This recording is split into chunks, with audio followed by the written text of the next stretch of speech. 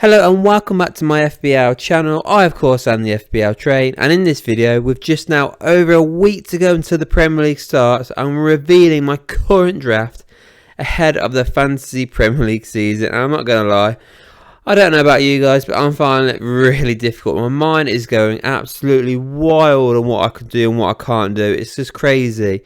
I think the biggest problem I'm having is the Salah-Haaland decision. Do I go both or do I just go with one? I'm going to definitely have one by game week 1. But it has been the case of who do I go for? And obviously, with the likes of, let's say, Haaland scoring a hat-trick the other day against Chelsea, it does really, push you towards going for Haaland. And it's really frustrating. And especially if I want both, that's a lot of money gone out of my team. And I don't think I want that. I just don't think I want it. And it's a real pain in the bum. And there's so many other good teams with good starts to the season, particularly the top teams like a Liverpool, for example. And you want to go for Salah there, but obviously you can't go bet against Man City. And it's just mad. So anyway, ignore that bit and let's go through my team. So starting us off, you can see the goalkeeper. I've gone for Nick Pope in goal. I'll reveal obviously my bench towards the end. Now, I've been saying this during the preseason. I'm going to change my tactic with my goalkeeper. I'm not going for the 4.5 million goalkeeper. I thought, you know what, I got burnt pretty much most of the last season. And you know what, sod it. I'm going for a 5 million goalkeeper. So who do I go for? My current option is going for Nick Pope. Now, this, obviously he got injured a lot. Well, he was injured for most part of last season. But when he was fit for Newcastle, he was amazing. I think he was a massive, massive loss to them last season, and hence why they kept scoring goals. Obviously, they had other problems as well, but it looked like they could sign somebody else, Newcastle, at the back, and that does excite me a little bit. And, you never know what could happen. I mean, we still don't know what's going to happen with Kieran Trippier. There was talks about maybe him leaving, but I do like their options with Livramento replacing him anyways. But if they do sign a certain somebody who I will mention later on in the video, then it does excite me more having a Newcastle at the start of the season, particularly defensively. They've got Southampton first game, and then they stay down south, got Bournemouth. That's two nice fixtures straight away, and I do like that. Yes, they do have, difficult fixtures after that, I'm not going to lie, with Spurs. Wolves, you think it's decent. I don't know about Fulham, but Man City isn't great. And for some reason, Everton is down as a more of a difficult fixture, and I definitely disagree with that. I think that's definitely for me. Definitely. Anyways, a green fixture. But yeah, I think Newcastle are going to do a lot better this season. Obviously, England looking for a new manager, and there was reports maybe it could be Eddie Howe. But if it's not Eddie Howe, and they do sign some decent defenders as well this season, because obviously Botman's going to be out for the start of the season. With Nick Pope being fit, I do like having him as my goalkeeper. And even if they have got certain problems at the back, if Nick Pope's having shots at him, he's going to be making a lot of saves. So for me, I do like the prospect of having Nick Pope for my team for game week 1. Now then, starting us off for the defenders, and I've gone for Anthony Robertson as my first defender. Of Fulham, obviously. Got a tough fixture, you think, against Man United first game of the season, but this guy was absolutely unbelievable, I think. He was underrated, and the fact that he's only 4.5 million still, I was quite surprised. I did expect him to go up to 5 million. Now, obviously, Fulham have signed Ryan Sessegnon, who is somebody else who is not in my team, but I really was considering putting him on my team, but I just can't work out if he's going to be on the bench and just replace Anthony Robertson, or if he will start in a left wing role. If Sessegnon starts left wing, I'm going to be putting him in my team, definitely, but I can't be sure on that one just yet. And it doesn't look like it's going to be likely as of yet. But Anthony Robertson last season was unbelievable. Got 6 assists last season. And like I said, Man United first game of the season, right? At the start of pre-season, I was really pro Man United. I was looking at going for United players. But the more and more pre-seasons going, the more and more of the transfer windows going on, Man United look the exact same as they did last season. They signed that defender who's now out for the season. And remember the start of last season, United weren't great. They only got that, amazing result thanks to, Rafael Varane, who ain't even there anymore. So I don't think Man United are going to get off to a good start, if I'm being honest. So that is why I fancy Robertson. And even then, after that, Leicester, Ipswich, West Ham, after that, that is really, really good in my opinion. And he's only 5.7 million, so he's an absolute bargain. And he's barely owned. So for me, that's why I want Robertson. Alongside him is Gueye, now currently down as Crystal Palace, so he's still in here as Crystal Palace. I'm going to leave that for now, because obviously this is the person who I was talking about obviously, when I was going on about Nick Pope of Newcastle. So it looks like he could be. It's obviously not confirmed just yet. So he won't be in my team unless it is confirmed that he's going there. But he could be going to Newcastle United. And if he does, I do like the look of that, having Gay, at the back for Newcastle, Nick Pope in goal. If Trippier stays, great. If he doesn't, Livramento is going to be decent. I don't know who they're going to play left wing back. Will it be not Botman? Botman's injured. Will it be, oh my god, my mind's going blank here, Hall or, what's his name, Dan Burn? We yet to see, but I do like, obviously, Newcastle. I mean, surely they're going to play a lot better than they were defensively last season. And, they're really unlucky last season with injuries. And if they do sign Gueye, I think it'll look really good. Gueye and Shaw alongside each other, I think that'll be a formidable start to the season, So, I mentioned the fixtures before with Nick Pope. I won't mention them again, but yeah, that is the reason why I've gone for Nick Pope and Gueye in my back lineup. Now, the next up, I do have Andrew Robertson of Liverpool in my team. Previously, I had Virgil van Dijk. At the minute, it's now Andrew Robertson. I could have got Trent Alexander-Arnold. Now, this team, I've used all my budget, but I could easily just change a couple players around and get in Trent Alexander-Arnold. But the Real Madrid talk as well is a bit of a put-off for him.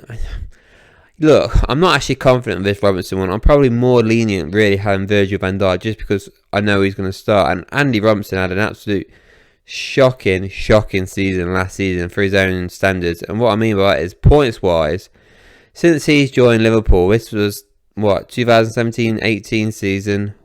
I mean, I don't know if that's for sure. But anyway, I'm looking at his FPL stats over the year. He scored 76 points last season. His worst season since then was 2016-17 season, where he scored 73 points.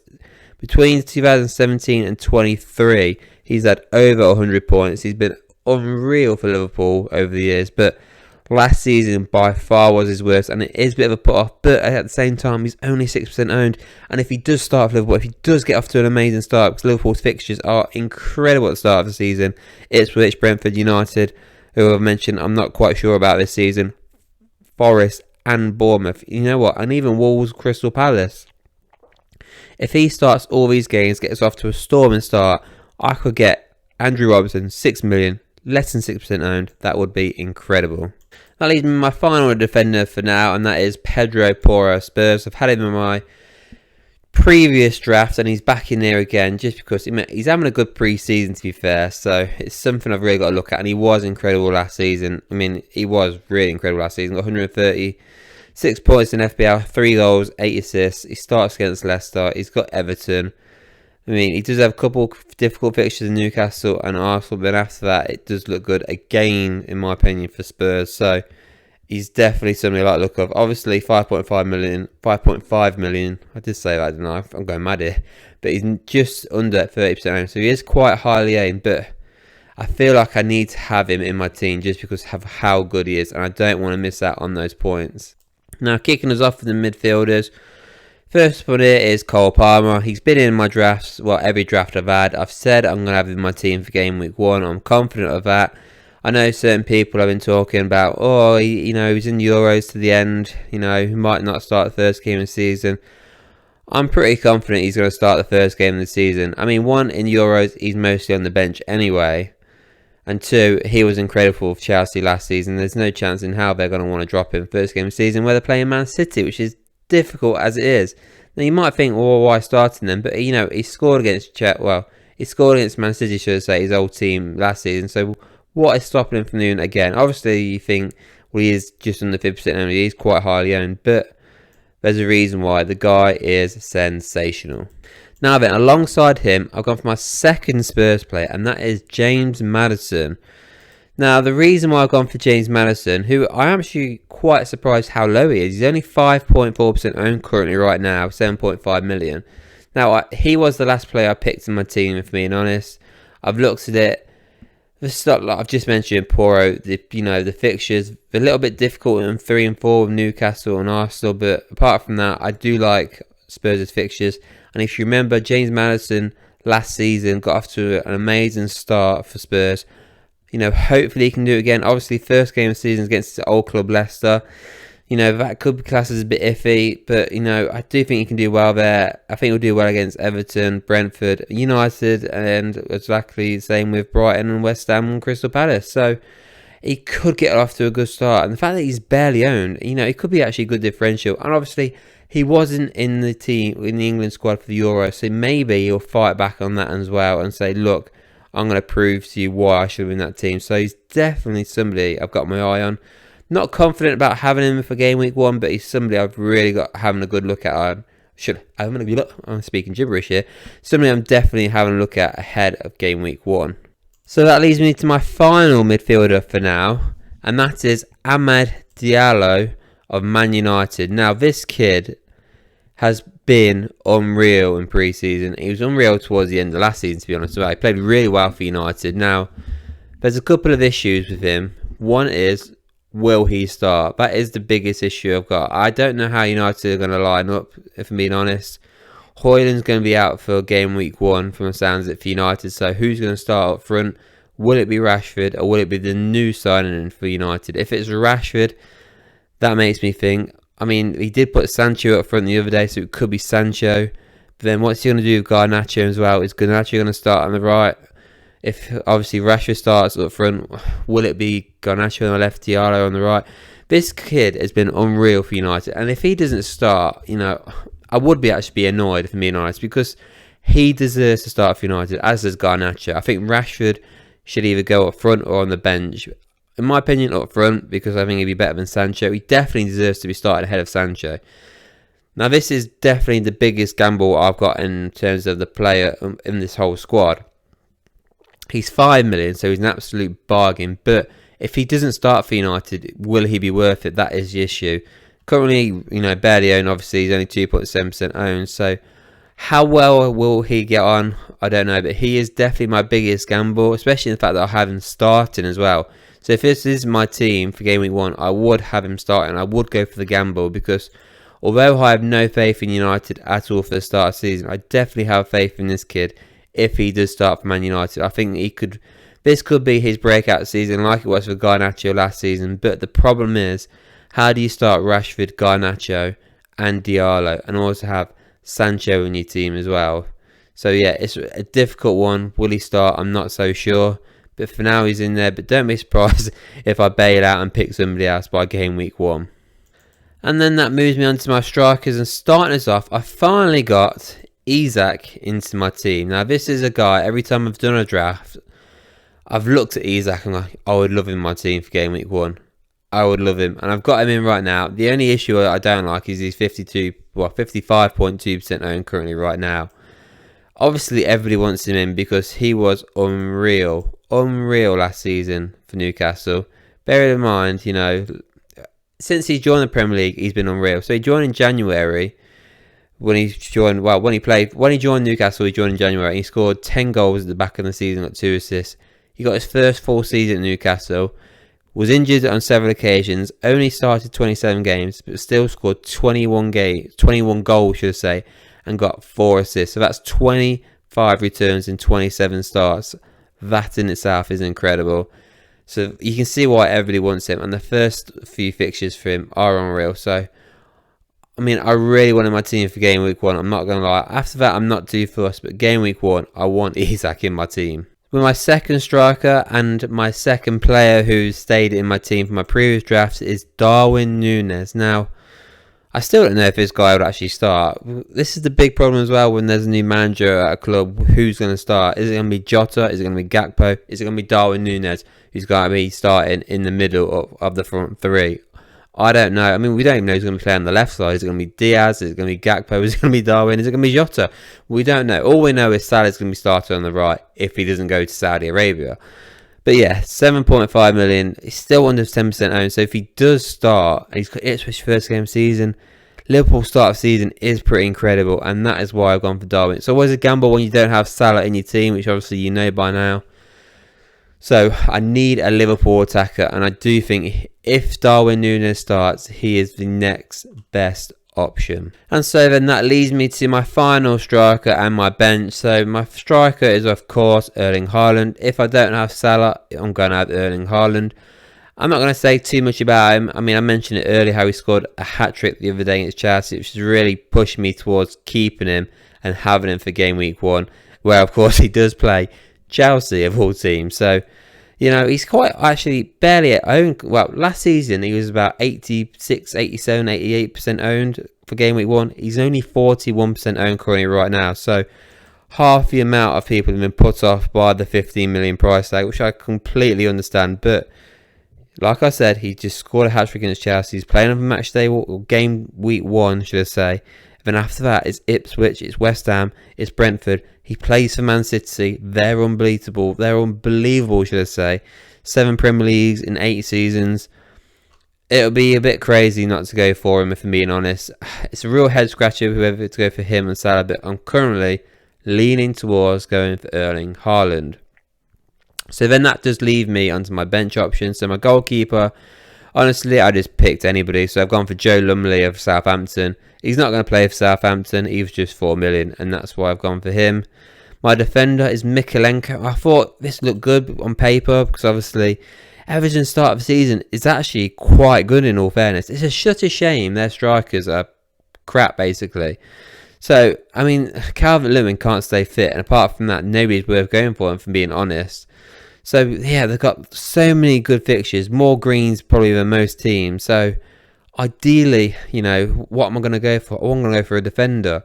Tarkowski and Braithwaite have all gone up to 5 million. Mikalenko has stayed at 4.5 million. If he plays an attacking left wing-back role, I think that'd be an incredible asset to have. So, that is why I've gone for him. And then that leaves me with my 2 midfielders. First up is Nkunku. I've been trying to avoid him, if I'm being honest, just because he was injury prone last season. I don't know if he'd be worth having, but again, like he was last season, he's having a good pre-season. He's not got injured yet, but he has had so far a good pre-season. And apart from Man City game week 1, from game weeks 2 to game weeks 7, their start of the season is incredible. And if Nkunku starts for Chelsea, again, don't know if he will, he's 6.5 million. I mean, these 17% people who've got him are going to gamble on him, obviously. And I am leaning towards gambling on him. If he's 6.5 million, after game week 1, I think anything could happen. So that is why I've gone for him. And my final player is Smith Rowe of Fulham. Now he's joined Fulham, I definitely like the look of having Smith Rowe. He's 5.5 million. Absolute bargain if he, you know, starts and does sensational for Fulham. We all remember a couple of seasons ago where he got those 10 goals for Arsenal. He kept coming off the bench and scoring. It was really frustrating because I didn't have him, but he is an incredible player. He's been, you know, slumped with injuries the last few seasons, but if he's fit, you know, I've mentioned it before about Man United. I don't like the look of them. Leicester, Ipswich after that, 2 teams that just come up. West Ham don't look great, if I'm being honest. They've just got rid of, you know, David Moyes. Will they regret that one? Then you've got likes of Newcastle. We don't know how they're going to fare. But then Forest. Look, yeah, Smith Rowe could be an absolute underdog. You know, like, you know, Ahmad Diallo.